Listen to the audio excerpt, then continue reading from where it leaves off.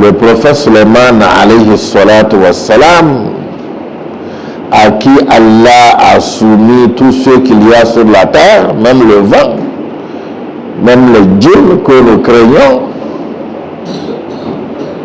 une fois qu'il voulait qu'on lui amène le trône de Balkis, parce que Hudhud, un des oiseaux, est venu l'informer qu'il y a une femme qui a un grand trône et qui est une reine qui règne sur des peuples, et elle et son peuple adorent.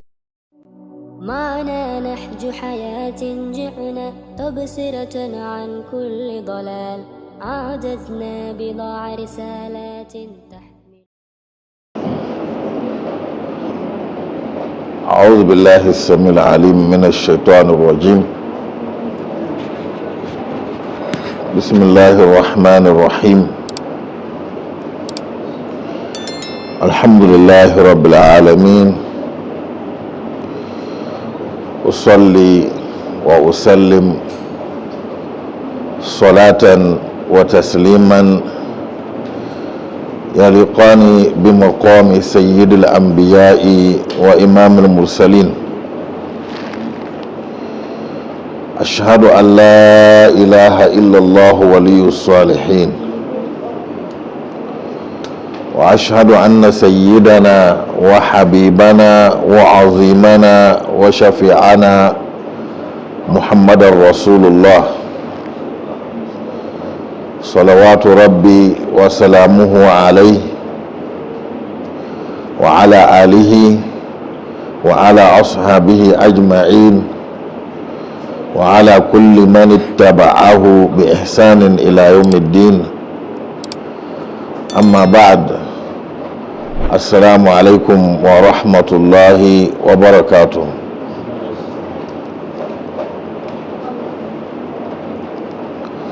Alhamdulillah, nous témoignons notre reconnaissance envers Allah pour ces bienfaits que nous ne pouvons pas dénombrer et dont nous bénéficions gratuitement de la part d'Allah. Certains de ces bienfaits sont apparents, nous les voyons, nous les sentons. D'autres sont cachés, nous ne les voyons pas, nous ne les sentons même pas. Nous attestons qu'il n'existe aucun être qui mérite qu'on place sa confiance en lui et qu'on compte sur lui à part Allah. Nous attestons que notre guide, notre maître et notre avocat, le prophète Muhammad sallallahu alayhi wa sallam, est le dernier des messagers ainsi que le dernier des prophètes. Allah l'a envoyé comme miséricorde à toutes les créatures. Allah dit wa ma arsalnaka illa rahmatan lil alamin. Que la paix d'Allah, la miséricorde d'Allah ainsi que les bénédictions d'Allah soient encore plus et encore plus sur notre guide, sur sa famille, sur ses compagnons et sur tous ceux qui l'auront suivi dans le droit chemin. Nous vous saluons par la salutation qu'Allah a choisie pour nous dans ce bas monde, qui est la salutation qu'il a réservée pour la vie au paradis. Assalamu alaikum wa rahmatullahi wa barakatuh.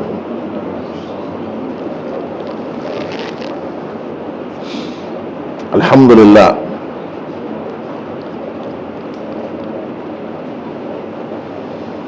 La fois passée, nous avons parlé de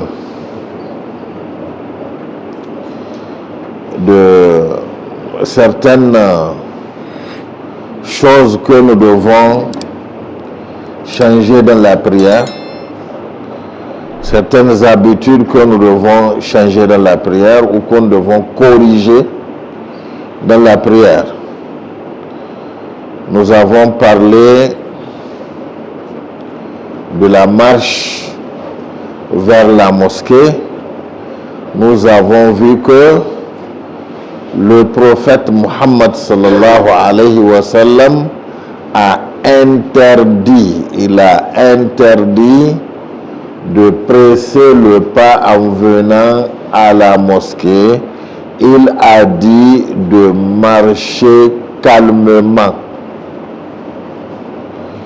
Ce qu'on a trouvé avec l'imam, on le fait. Ce qu'on a raté, on complète.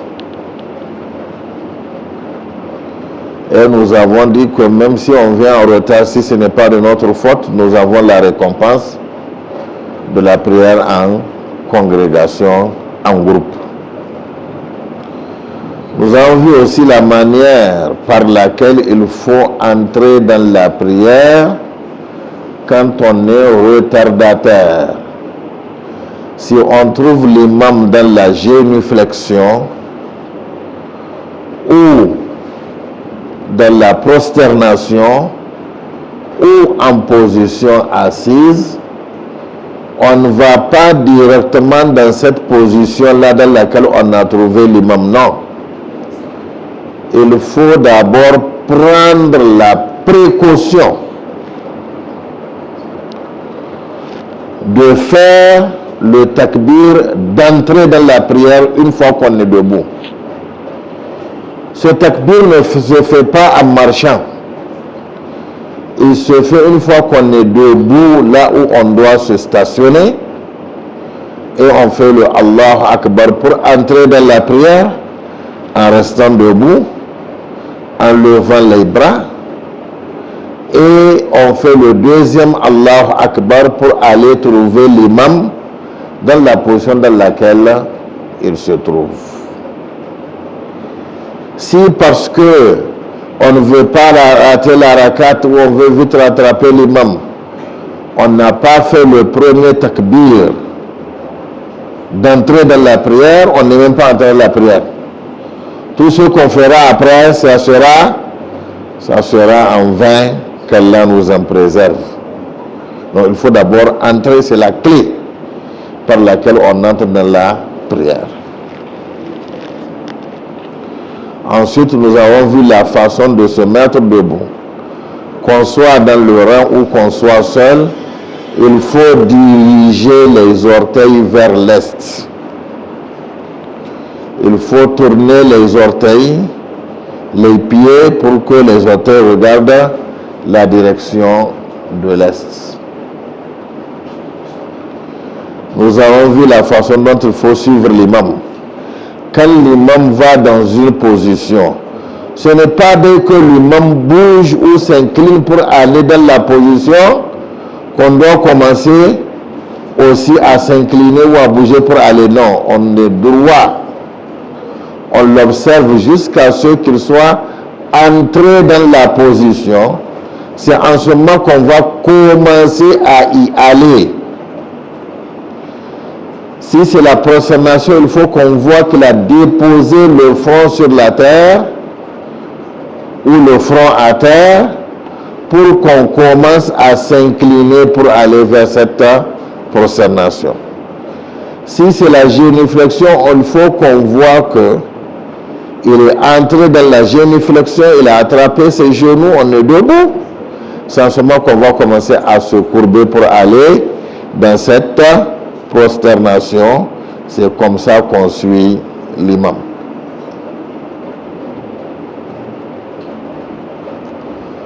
Où irons-nous aujourd'hui?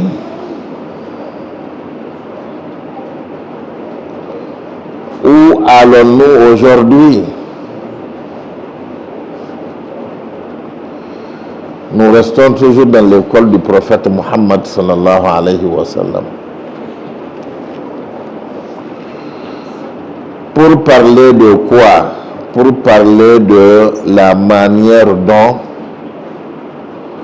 le croyant doit interpréter les événements de la vie.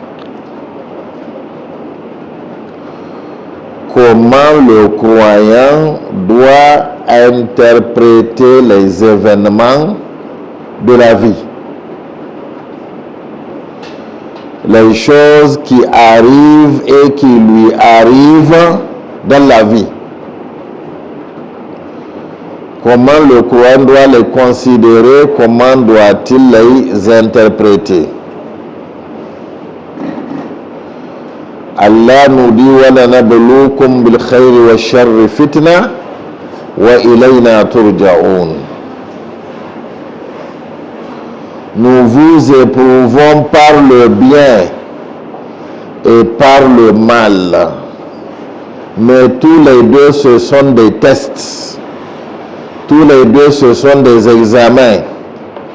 Et c'est vers nous que vous serez retournés pour que vous soyez évalués par rapport à la manière dont vous vous êtes comportés devant ces épreuves-là, par le bien ou par le mal. Pour le croyant, les biens de ce monde ne sont pas des biens absolus. Ce sont des épreuves.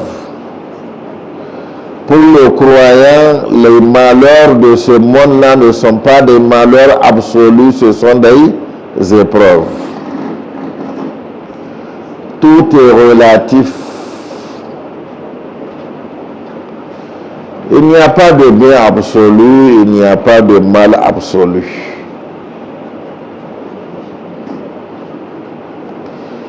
Si c'est le bien, c'est une épreuve. Ça peut justement se confirmer en bien. Et là, quand il y a la confirmation, alhamdulillah. Mais ça peut aussi être un mal. Ça peut être aussi un mal ou la source d'un mal. Tout dépend de la manière dont nous interprétons et nous considérons ces événements. Si c'est le bien, une promotion, une richesse, une naissance, un mariage, un événement heureux entre griffes, comment le croyant doit-il interpréter cela pour que ça soit réellement un bien pour lui? La première des choses, le croyant doit lier ce bien-là à Allah. Il doit savoir que ça me vient d'Allah. Ça ne vient pas de mon intelligence. Ce n'est pas mon intelligence qui me l'a donné. Ce n'est pas ma force qui me l'a donné. Ce n'est pas mon sens du sacrifice qui me l'a donné. Ce ne sont pas mes relations qui me l'ont donné. Ce n'est pas mon clan qui m'a donné cela. C'est Allah qui me l'a donné. Ça vient d'Allah. Des fois, on est tenté. On est tenté pour dire que, ah oui, j'ai bossé. Ah oui, je me suis tué. Ah oui, j'ai utilisé mon intelligence. Ah oui, je me suis sacrifié. Ah oui, c'est grâce à mes relations avec un tel. C'est grâce à mon clan. C'est grâce à un tel. Tout ça, c'est une erreur d'appréciation qui va transformer ce bien-là en mal. Oui, ça vient d'Allah et d'Allah lui seul. Qarun, au temps du prophète Moussa alayhi salatu wassalam, Qarun, à qui Allah a donné une richesse exceptionnellement abondante,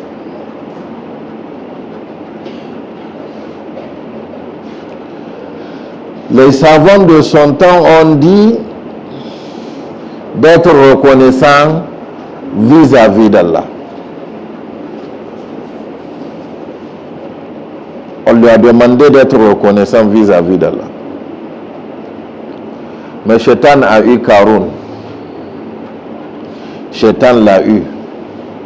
Qu'est-ce qu'il a dit? Il a dit Innama utituhu ala ilmin min indi.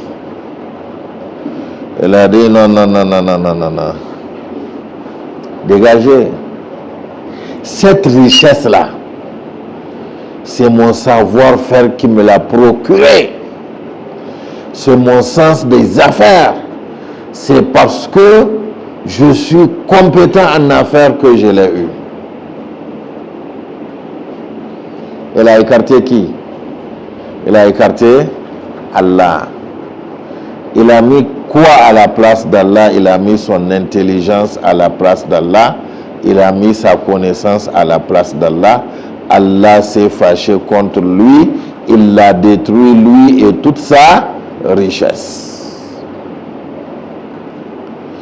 Et Allah a dit, ne sait-il pas qu'avant lui, Allah a détruit d'autres gens qui ont été plus riches que lui? Parce que justement, eux aussi, au lieu de lier leur réussite entre griffes, c'est ça le sens de l'épreuve.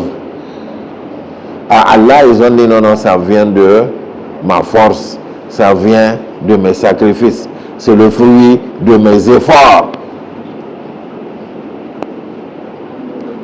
Ça vient d'Allah. Le prophète Suleiman, alayhi salatu wassalam, à qui Allah a soumis tout ce qu'il y a sur la terre, même le vent, même les djinns que nous craignons, une fois qu'il voulait qu'on lui amène le trône de Balkis, parce que Hudhud, un des oiseaux, est venu l'informer qu'il y a une femme qui a un grand trône et qui est une reine, qui règne sur des peuples, et elle et son peuple adorent le soleil. Suleiman a dit, qui va m'apporter son trône?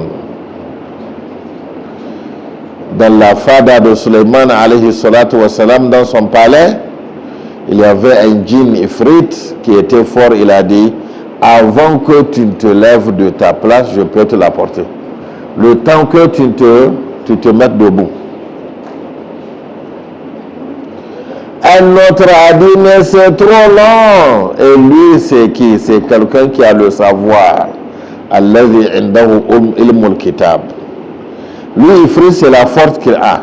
Et lui, il a le savoir. Il a dit, avant que tu n'ouvres les yeux pour les fermer, avant que tu ne clignes les yeux, je te l'apporte. Il ferme les yeux, il ouvre, il voit le trône devant lui.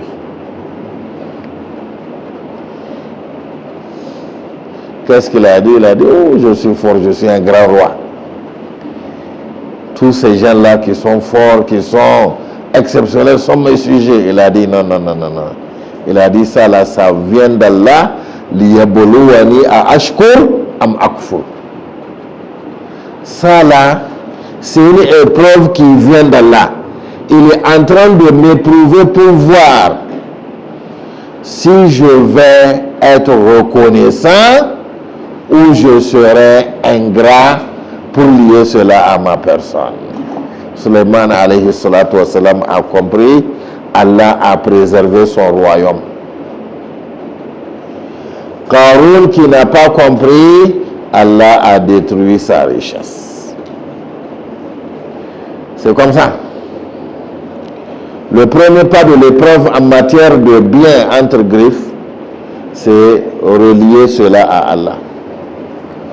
Si on pense qu'on a fourni des efforts, c'est pour qu'on l'a eu, c'est une erreur. Très fausse déclaration.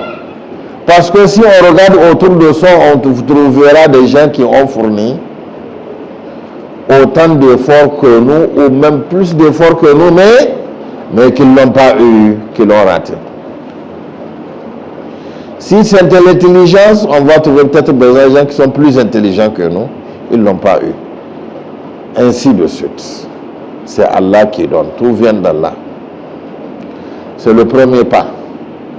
Une fois qu'on a su et on a relié cela à Allah, la deuxième des choses pour réussir l'épreuve des biens, c'est d'être reconnaissant vis-à-vis d'Allah. Ça vient d'Allah, Allah me l'a donné, maintenant je dois montrer à Allah que je le suis reconnaissant de ce bienfait-là. En quoi consiste cette reconnaissance-là? On a déjà relié la chose à Allah, c'est le premier pas. Maintenant, après le deuxième pas, c'est d'utiliser cette chose-là dans ce qui est permis, ce qui est licite. Ne jamais utiliser les bienfaits d'Allah pour désobéir à Allah. Ça, c'est un manque de reconnaissance. On est en train de retourner le bien qu'Allah nous a donné contre Allah. Contre Allah, contre la volonté d'Allah. Allah, tu me l'as donné, moi je vais l'utiliser pour te désobéir, pour faire ce qui ne te plaît pas. Subhanallah. On doit utiliser la chose dans ce qui nous est utile. Le bien, on doit en profiter de façon utile. Tout ce qui est utile pour nous, qui est nécessaire pour nous, il est permis de le faire, mais il n'est pas permis de l'utiliser pour désobéir à Allah. Troisième des choses, prendre ce bien-là qui vient d'Allah pour faire aussi le bien autour de soi. Wa ahsin kama ahsanallahu ilayk. Fais le bien comme Allah t'a fait du bien, c'est ce qu'on a dit à Qarun. Allah t'a donné du bien, non? Toi aussi, utilise ce bien-là pour faire du bien. Ne le garde pas égoïstement pour toi. Ne l'utilise pas de façon égoïste. Il faut faire profiter les créatures d'Allah. En ce moment, cette générosité qu'on va utiliser, qu'on va faire avec ce bien-là, va préserver le bien. Ça va le préserver et augmenter même le bien. Parce que, pourquoi Allah va augmenter? Parce que nous serions, ou celui qui a fait cela, serait devenu le prolongement de la main d'Allah par laquelle il fait du bien. Or, la main d'Allah n'est jamais vide. S'il est devenu le prolongement de la main d'Allah, sa main ne sera jamais vide.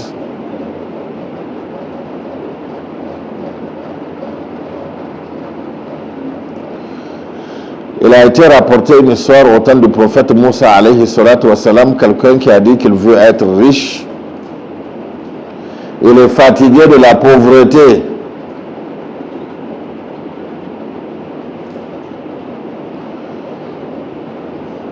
Le prophète Moussa alayhi salatu wa salam lui a invoqué Allah.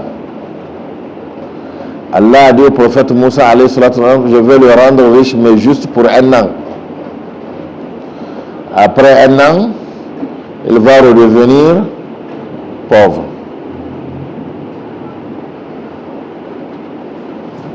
Il a dit à Allah, après consultation de sa femme, il n'y a pas de problème, je veux.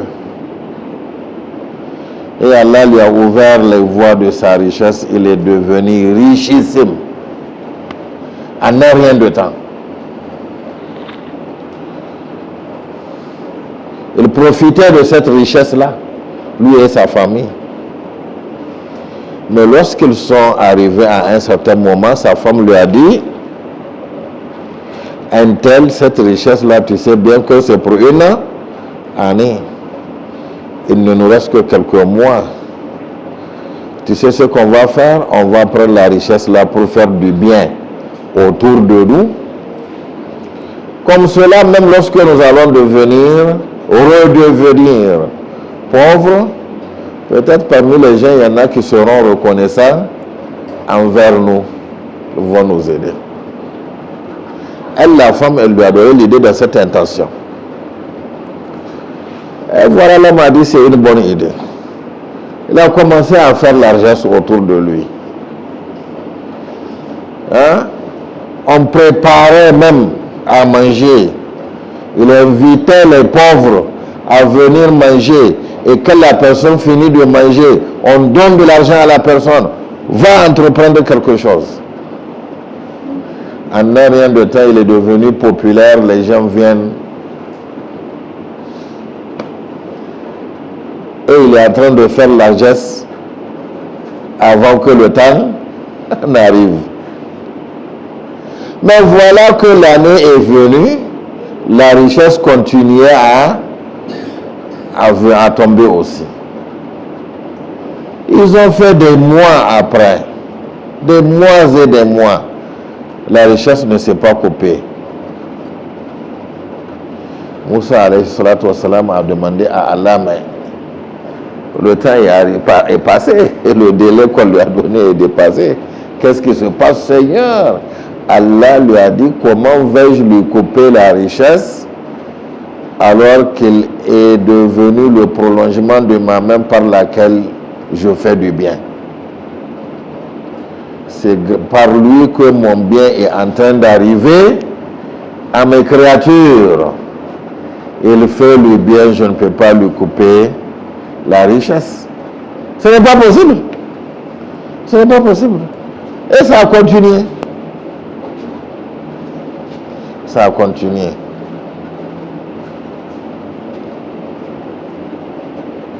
Quand on fait du bien avec le bien qu'Allah nous donne, Allah continue toujours à nous faire bénéficier de ces biens. Mais lorsqu'on dit qu'on ne va pas faire du bien, on va être égoïste. Comme les gens le disent aujourd'hui, chacun se cherche. Chacun se cherche. Allahu Akbar. Chacun pour soi et Dieu. Dieu pour personne. Si c'est chacun pour soi, c'est Dieu pour personne. Regardez dans Surat An-Nun. Wal qalami wa ma yasturun. Ma anta bi ni'mati rabbika bi majnun. Dans cette sourate, Surat An-Nun, Allah a parlé d'une famille. Hein? Ashab al-Jannah. Ah. C'est un homme qui avait un champ. Lorsque il cultive le champ et que la récolte arrive, le jour où il doit aller récolter, il mobilise ses enfants et il annonce dans tout leur village que il veut aller récolter son champ, les miskines et les nécessiteux qui n'en ont pas ou ceux qui ne peuvent pas travailler, ils peuvent venir quand il finit de récolter, il le laisse le reste, il récolte. Et cet homme-là, qu'est-ce qu'il fait? Il prend uniquement ce qui lui suffit à manger, lui et sa famille, pour la période entre les deux cultures. Et ce qui suffit pour qu'ils vendent et qu'ils subviennent à leurs besoins. Tout est calculé, tout est budgétisé. Quand ils voient que ce qu'il a eu là, ça leur suffit, maintenant le reste, il dit au miskin, bismillah. Il leur fait largesse. Il a fait cela durant des années. Et son champ était le meilleur des champs de sa région. Ça donnait plus que tous les autres champs. Et le jour où il est décédé, ses enfants se sont vus. Ils ont dit, si nous continuons comme notre père, nous ne serons jamais riches. Nous allons tout juste nous limiter à subvenir à nos besoins. Et c'est fini. Nous n'aurons pas les belles maisons, les belles villas, ou les belles constructions. Nous n'aurons pas les belles montures, dernier cri. Nous n'aurons pas. Ils ont dit ce qu'on va faire, quand ça sera mûr et qu'on va récolter, on va sortir nuitamment en clando sans que personne ne le sache. Parce que si nous cherchons, nous sortons dans la journée, quand les miskines là vont nous voir, ils vont penser que c'est la même chose qui continue, ils vont nous suivre et nous déranger. On va aller dans la nuit avant qu'il ne soit le matin là. On sera là-bas et on va tout récolter. On va rien laisser. La yusrimunnaha musbihin. Wa la yastathnoun. Et ils ne vont rien laisser. Ok. Ils se sont vus dans la nuit profonde. Ils se sont réveillés. Ils ont pris le chemin. Fantalaku, wahum yatakhafatun, en parlant tout doucement. Faut pas qu'ils réveillent les gens. Ils sont partis et lorsqu'ils sont arrivés au niveau du champ, ils ont été accueillis par de l'obscurité. Tout est noir. Noir. Ils se sont dit, mais est-ce que nous ne sommes pas trompés de chemin? Après, ils ont bien regardé, la clarté du jour a commencé. Ils ont dit, hey, c'est notre champ. Mais qu'est-ce qui s'est passé? Tout a été ravagé. Hein?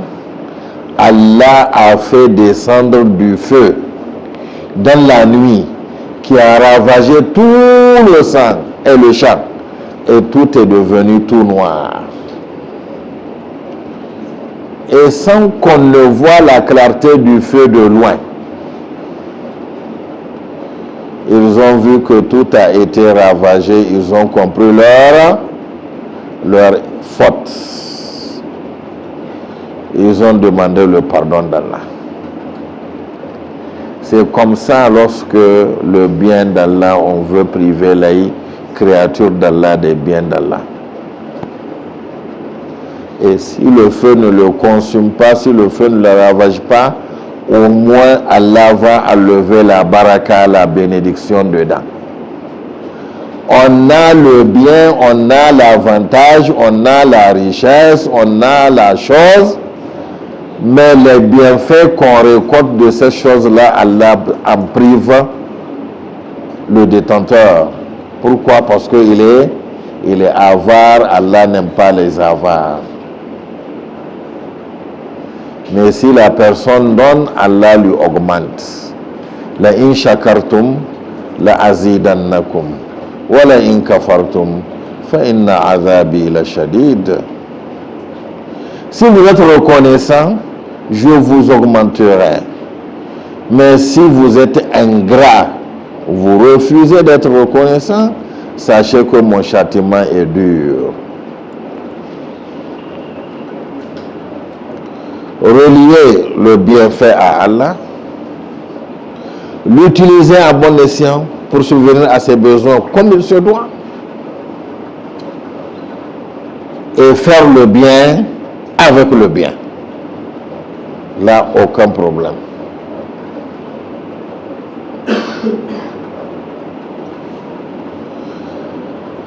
Cette épreuve-là avec les bienfaits, c'est l'épreuve la plus dure et c'est l'épreuve que nous souhaitons tous. Alors que c'est elle qui fait le plus glisser. Un savant dit que c'est le type d'épreuve qui fait le plus glisser vers les ténèbres, la perdition, l'égarement. Pourquoi? Parce qu'on a une certaine fierté. On se voit fier de ce qu'on a, on se voit puissant et généralement on se voit à l'abri du besoin. On a besoin de personne. Subhanallah. C'est comme l'homme là dont Allah nous a donné l'histoire dans Sourate Al-Kahf, qui est entré dans son jardin avec son ami qui est pauvre. Il a dit à son ami, tu as vu? Ana aktharu minka malan wa azzu nafara. Je suis plus riche que toi et mon clan, ma famille, elle est plus forte que vous, que la tienne. Et je l'ai eu justement grâce à ma famille, à mon clan. Et tellement qu'il se voit à l'abri du besoin, cette fierté-là qu'il a devant le bien, ça l'a poussé même à renier Allah. Ma azunnu sa'ata qa'imatu. Il a dit, moi même la résurrection là, le jugement là, je ne pense pas que ça aura lieu, hein. Regardez, subhanallah. C'est comme ça. Et son ami, le pauvre, l'a conseillé un tel. Sache que ça vient d'Allah. Tu aurais dû dire, Masha'Allah, la quwwata illa billah. Ça, c'est ce que Allah a voulu. Il n'y a de force qu'en Allah et être reconnaissant vis-à-vis d'Allah. Mais il a tenu tête, il a dit que dégage, c'est parce que toi, tu es pauvre. Et lui aussi, Uhita bi thamarihi fa asbaha yuqallibu kaffayhi ala ma anfaqa fiha wa yaqulu ya laitani lam ushrik bi rabbi ahada falam takun lahu min dunillahi min fi'atin yansurunahu wa ma kana muntasira hunalika alwalayatu lillahi alhaq. Allah a ravagé tout son champ, Allah l'a détruit. Et quand il est venu, il a vu que tout a été détruit, il tapait les mains. Parce qu'il a investi dedans, parce qu'il était sûr que ça allait donner. Allah a dit quand il a détruit son champ là, il n'a pas un clan qui peut venir le rendre victorieux pour renverser la situation et lui-même ne peut pas le faire. L'assistance, elle est entre les mains d'Allah. Si Allah n'assiste pas la personne, personne ne peut l'assister. C'est comme ça. C'est comme ça. C'est l'épreuve la plus dure. C'est pourquoi une fois qu'on l'a, il faut beaucoup faire attention. on se fait des ailes. Et on trouve que ceux qui nous parlent d'Allah là, non. Ceux qui attirent notre attention là, non, c'est parce que c'est des pauvres, c'est des gens minables. C'est pourquoi quand Allah a envoyé les messagers, partout il parle des gens qui ont démenti la mission des messagers, Allah dit قال المترفون الذين أترفناهم المترفين, ceux-là à qui Allah a donné la richesse ou ceux-là qui ont le pouvoir, ceux qui sont nantis, les nantis, ce sont eux toujours qui sont les premiers à renier les prophètes parce qu'ils se voient suffisants, ils se voient puissants, ils se voient pauvres. Elle se voit riche. C'est comme ça. Donc faisons beaucoup attention avec l'épreuve de ce à quoi nous tenons tous. C'est l'épreuve la plus glissante, la plus dangereuse, mais nous la recherchons. Subhanallah. Chacun veut être riche, chacun veut être nanti, chacun veut augmenter, chacun veut toujours augmenter. Mais attention, c'est un problème.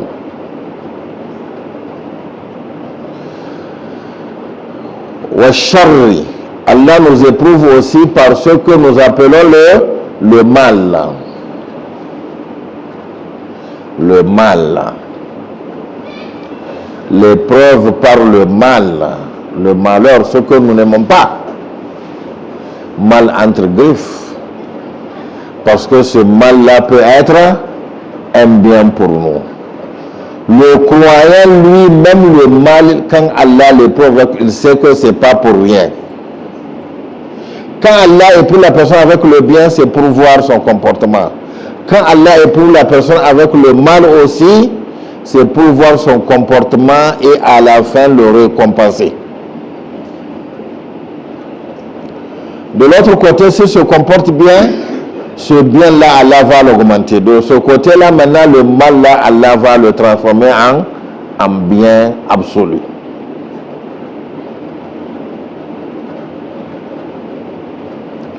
C'est comme ça. Il y avait une histoire qu'on racontait, un roi qui avait son bras droit, son premier conseiller. Il est toujours avec lui, tout ce qu'il fait, c'est lui qui est son ami. Mais lui, l'ami, le bras droit du roi, là, c'est quelqu'un qui connaît Allah. Et tout ce qui arrive dans la vie, il dit que c'est bien parce que ça vient d'Allah. Il ne pleurniche pas pour dire le malheur, le mal, je suis foutu. Non. Pour lui, tout est bien. Tout ce qui arrive, il dit khayr, c'est du bien. Une fois, le roi, par un accident, il s'est coupé une des phalanges de son petit doigt. Les os là, les phalanges, on a 3 phalanges, non? Donc il a coupé une des phalanges. Et quelqu'un est venu, il a informé le bras droit car il n'était pas là. Il a dit, khayr, c'est du bien. C'est du bien. Et vous savez, les gens, ils ne cherchent que des occasions de ce genre. Ils ont couru dire au roi que un tel là, quand on l'a informé, il a dit c'est bien fait pour toi. Parce qu'il a dit que c'est bien. Et le roi, quand il l'a vu, il a dit, tu as appris que je me suis coupé le petit doigt, il a dit oui. Et tu as dit que c'est du bien, j'ai dit oui, c'est du bien. Parce que tout ce qu'elle a fait, c'est du bien. Le roi a montré que le roi, qu'il a le pouvoir, il s'est fâché contre lui. Alors que lui, il ne voit pas son pouvoir, subhanallah. Il voit, au-delà de son pouvoir, le pouvoir d'Allah, Malik al-Mulk, qui donne la royauté à qui il veut. Il a demandé au geôlier de le prendre et de partir l'emprisonner. Et il a dit au roi, khayr, c'est du bien. Allez-y, me l'enferme, c'est du bien. On l'a amené. On l'a enfermé. Le bras droit du roi, il est devenu prisonnier. Quelle chute! Dans notre interprétation, on va dire que c'est une chute. Que c'est un malheur. Ah oui. Et des fois, on dit, toi là, le malheur te poursuit. Hein? Le malheur est avec toi. Hein? Comment ça? Directement comme ça? Du haut au bas. Subhanallah. Mais lui, il a dit, khayr. Pour lui, il est convaincu que c'est du bien. Si Allah a demandé qu'on l'emprisonne. Et le roi s'est cherché un autre bras droit. Ceux qui fusaient, parce que chacun veut même prendre la place. Et l'autre là qui est devenu le bras droit du roi, pour lui, c'est vraiment une chance. C'est une occasion pour lui. Il a eu une promotion exceptionnelle. Ok. Donc il est là avec le roi. Et un beau jour, le roi a dit, viens m'accompagner, on va aller à la chasse. C'est un roi qui aime la chasse. Il est parti dans la brousse. Il cherchait les gibiers pour chasser. Ils n'ont pas eu, ils sont partis loin jusqu'à sortir du territoire du roi. Ils sont sortis du territoire du roi, ils sont entrés dans un autre territoire. Et justement, les gens à qui appartenait ce territoire-là, eux aussi, ils sont dans la bourse à la chasse humaine cette fois-ci. Pas la chasse de gibier, d'animaux, non. Eux, ils sont en train de chasser des êtres humains. Ce sont des polythéistes qui ont des fausses divinités auxquelles ils sacrifient des êtres humains. Et justement, c'était la période des sacrifices. Donc, ils cherchaient des gens qu'ils vont attraper pour sacrifier. Et ils sont tombés sur le roi et son nouveau bras droit. Ah, venez. Eux, ils ne connaissent pas le roi. Pour eux, il n'est personne, c'est une personne ordinaire. Ah, venez. Ils les ont amenés. Et quand ils ont amené l'homme, ils les ont présentés au grand charlatan. Celui qui immole les gens pour faire le sacrifice. Il a regardé le bras droit du roi parce que lui, il regarde la personne. Si la personne a un petit handicap, il y a un petit organe qui manque à la personne n'est pas parfaite, la personne n'est pas au complet, donc elle n'est pas digne d'être sacrifiée à leur fausse divinité. C'est comme l'immolation, le sacrifice qu'on fait à la fête du sacrifice. Il faut un mouton qui ait son intégrité physique. Il a examiné le roi de celui-là. Il lui manque le petit doigt là. Dégage-toi là, allez, vas-y. Le roi a couru. Mais l'autre, lui, elle a arrêté. Lui, il n'avait aucun défaut, on l'a immolé. Ah, le roi est retourné à la maison seul. Aussitôt qu'il est entré dans son palais, il a dit d'aller lui appeler son deuxième bras droit là. Il a dit de l'appeler. On est parti, on l'a appelé, il est venu. Le roi a dit, c'est aujourd'hui que j'ai vu que ce que tu as dit que c'est du bien là, j'ai vu que réellement c'est du bien. Parce que ça m'a préservé, ça m'a sauvé, ça m'a préservé la vie. Et il a raconté l'histoire. Celui qui trouve qu'il a eu une promotion, c'était un malheur pour lui. S'il savait ce qu'il attendait à travers cette compagnie du roi, est-ce qu'il allait accepter? Mieux vaut rester sujet que d'être au bras droit du roi et être immolé à une idole. Ah oui. Hein? Les Hausa disent Zamallahi ayahi zama dan sarki. Rester en paix, c'est mieux que d'être un prince. Ah oui. Si ça doit coûter. Vous voyez? Pour lui, c'est un mal, pour lui, il ne savait pas. Il a dit, c'est maintenant qu'il a compris que oui, il a réellement raison. Mais ce qu'il n'a pas compris, le roi a dit à l'homme, pourquoi toi-même, quand j'ai demandé qu'on t'enferme, tu as dit que c'est du bien? Oh, le bien. Il a dit, mais c'est du bien. Parce que si je n'étais pas informé, qui serait avec toi? Moi. Moi. Et moi, j'ai mon intégrité physique. C'est moi qui serais immolé à la place de l'autre. Allah m'a caché pour faire passer cet événement-là. Et voilà, maintenant, je suis revenu. Je suis revenu. Il est redevenu le bras droit du roi encore. Parce que le roi a compris que c'est un sage. C'est un sage.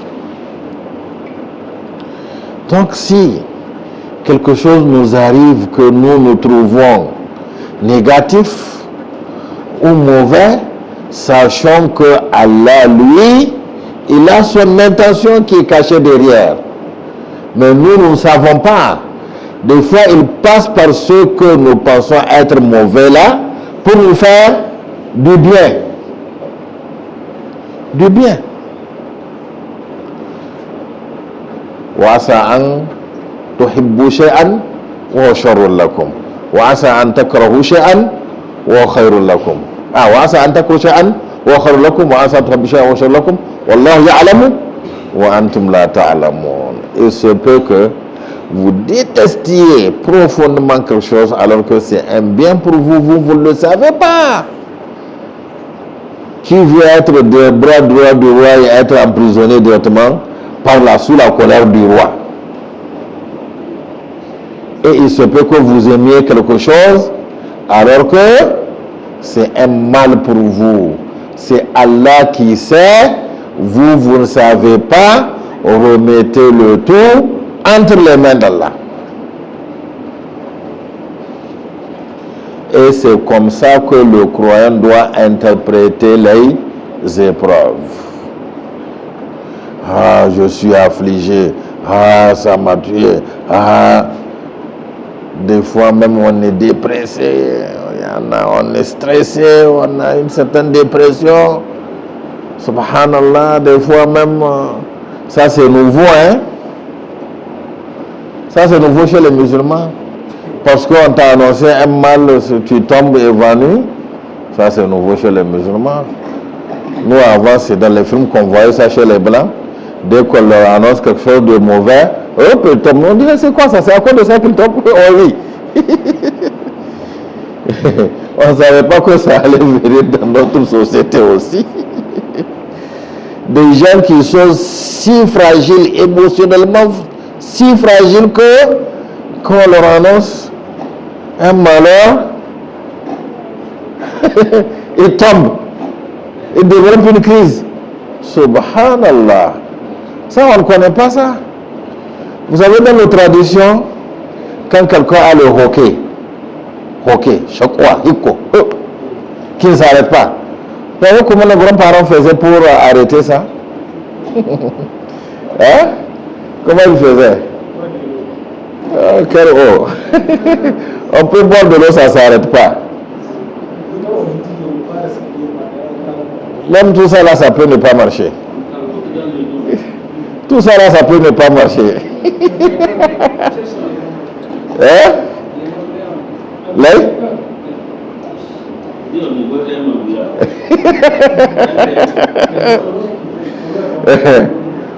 On lui annonce une mauvaise nouvelle qui peut le choquer d'une seule fois. Et vous allez voir, ça va dire, c'est pas vrai. C'est pas vrai. Oui. Essayez ça avec quelqu'un.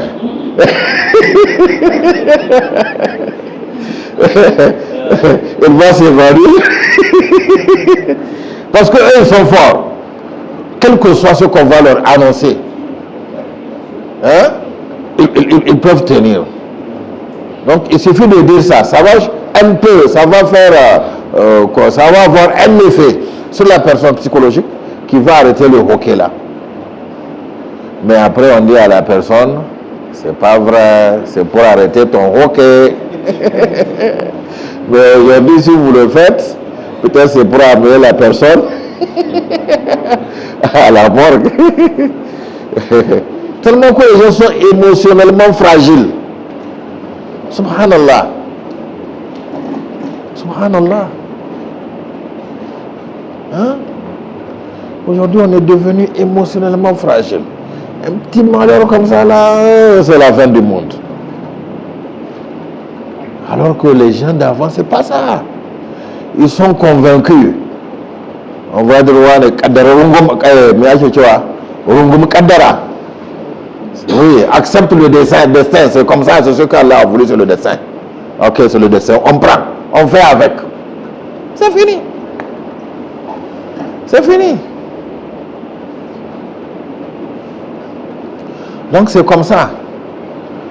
Tout mal qui nous arrive, Allah sait pourquoi il le fait. Acceptons-le et nous allons voir que c'est du bien pour nous.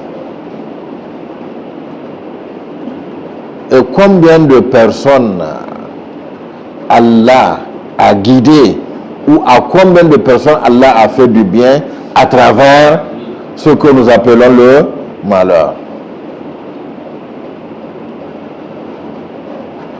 Hein? Le pire que tout le monde connaît dans notre communauté, Abdullah ibn Mubarak, qui est un savant et un pieux de l'islam, une fois, avant qu'il ne devienne savant, il était un ivrogne. Il prenait la bière. Elle faisait partie du commandement. Il a eu une petite fille qu'il aimait beaucoup, qu'il appelait Fatima. Il la chérissait beaucoup, il la prend toujours dans ses bras. Et des fois qu'elle vient avec son vin, il est en train de prendre le vin, la fille repousse le vin avec sa main. Elle lui faisait cela plusieurs fois. Après, il a compris, il a dit ça, je veux laisser ça. Il a laissé le vin. Il ne boit plus. Et voilà que Allah a pris la vie de la fille à 2 ans. La petite fille qu'il aimait tant. Vous savez, Shaitan, il est toujours là, non? Dès qu'il voit une occasion, hop! Hey, Antel, tu vois ce qui t'est arrivé? C'est Allah qui t'a fait ça. Ce mal-là, si tu veux l'oublier, il faut que tu bois vin. Il a repris. Il buvait. Et une nuit, il est parti. Il a bu. Tellement bu que c'était autre chose. Mais il a fait un rêve dans lequel il a vu. Allah voulait le guider. Il a vu qu'il y a eu la fin du monde et on était en train de ressusciter les gens. Et chacun, on l'appelle, un tel, lève-toi pour aller répondre devant Allah. Il a dit son tour est arrivé, on lui a dit, Abdullah ibn Mubarak, lève-toi. Il a dit, là-bas que je me lève. Il est venu, il veut aller au niveau du jugement, un feu là, intercepté. Un feu est venu à sa rencontre. Il a fui le feu, il a couru, partir quelque part, là où la direction qu'il a prise, il a vu un gros serpent qui voulait le dévorer aussi. Il a changé de direction, il est parti quelque part, il a vu un vieillard très faible. Il lui a dit, aide-moi. Il a dit, regarde comme je suis, moi je ne peux pas t'aider. Mais va derrière la montagne là. J'entends des voix de petits enfants qui sont décédés. Et justement, quand il court là-bas, il y a eu des enfants qui ont dit, hey, Fatima, viens voir ton père. La petite fille qui est décédée. Elle est venue. Et il est parti s'asseoir à côté d'elle. Le serpent est venu, la fille lui a dit de retourner, le serpent est retourné. Dans le rêve. Et la fille lui a dit, tu as vu papa, Allah m'a prise, c'est pour te faire du bien, c'est pour te guider. Parce que ceux dont les enfants meurent à bas âge, ces enfants-là intercèdent pour eux le jour de la résurrection. Tout ça dans le rêve, hein? Et il a dit à sa fille, mais c'est quoi le feu? Il a dit, mais c'est le feu de Jahannama qui voulait te dévorer. Et le serpent là, il a dit, ce sont tes mauvaises œuvres. Elles sont tellement fortes qu'elles veulent te dévorer. Et le vieillard que j'ai faible, il dit, ce sont tes bonnes œuvres. Tes bonnes œuvres sont si faibles qu'elles ne peuvent rien pour toi. Elle a dit, ah. Et la fille lui a lu le verset dans lequel Allah a dit, Alam ya'ni lilladhina amanu an takhsha'a qulubuhum li dhikrillahi wa la yakunu kalladhina utul kitaba min qablihim tala alayhim al-amadu, ainsi de suite jusqu'à la fin. Le temps n'est-il pas venu pour les croyants que lorsque on leur lit les versets d'Allah, que leur cœur s'humilie? La fille a lu ce verset et il s'est réveillé et il s'est vu en train de dire, oui, le temps est venu, le temps est venu, le temps est venu.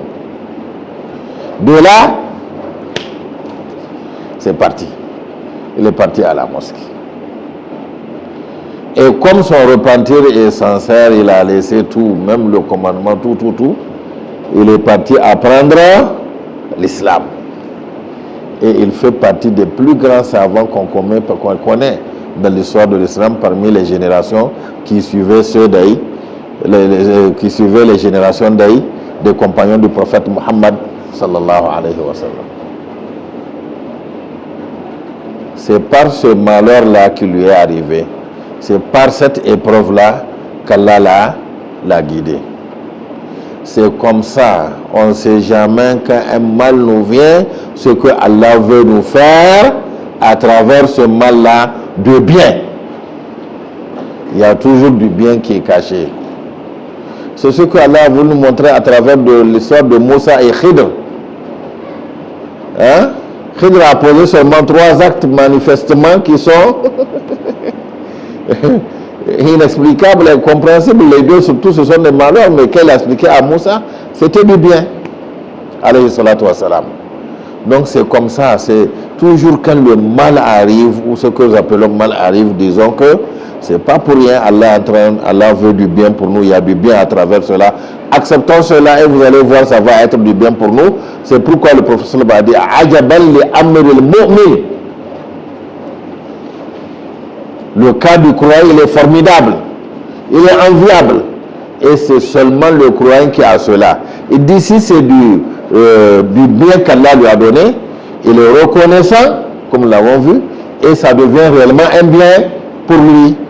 Et si c'est du mal qui lui arrive, il patiente, il supporte, et Allah transforme cela en bien pour lui. Mais lorsqu'on se met en train de pleurnicher, où on a perdu, oui c'est la fin du mois, jusqu'à même s'égarer et suivre le mauvais chemin, là c'est fini. Qu'Allah nous en préserve, qu'Allah nous guide davantage, qu'Allah nous éclaire et qu'il nous fasse mieux comprendre notre religion. ربنا لا تؤاخذنا إن نسينا أو أخطأنا ربنا ولا تحمل علينا إصرا كما حملت على الذين من قبلنا ربنا ولا تحملنا ما لا طاقة لنا به واعف عنا واغفر لنا وارحمنا أنت مولانا فانصرنا على القوم الكافرين اللهم ارحمنا وارحم أمتنا رحمة عامة وارحم إخوانا المظلومين في العالم كله رحمة خاصة وارحم إخوانا في فلسطين يا رب العالمين رحمة خاصة يا قريب يا سميع مجيب الدعوات وانصر المجاهدين في سبيلك في كل مكان اللهم انصر المجاهدين في سبيل الحق في كل مكان اللهم انصر المجاهدين في سبيل العدل في كل مكان اللهم انصرهم وانصرهم على أعدائهم وانصرهم على أنفسهم وعدهم إلى صراطك المستقيم يا قريب يا سميع مجيب الدعوات سبحان ربنا رب العزة عما يصفون والصلاة والسلام على المرسلين الحمد لله رب العالمين.